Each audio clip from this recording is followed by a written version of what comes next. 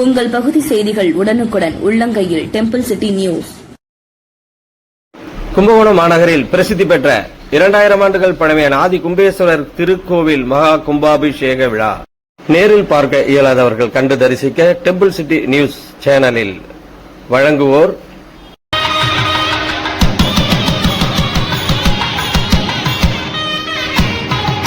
ராசியான பேங்க், ஈசியான bank, City Union Bank. Rani Dhanapalan, அறங்காவலர், ஆதிகும்பேஸ்வரர் திருக்கோவில் மற்றும் டி சுவாமிநாதன்.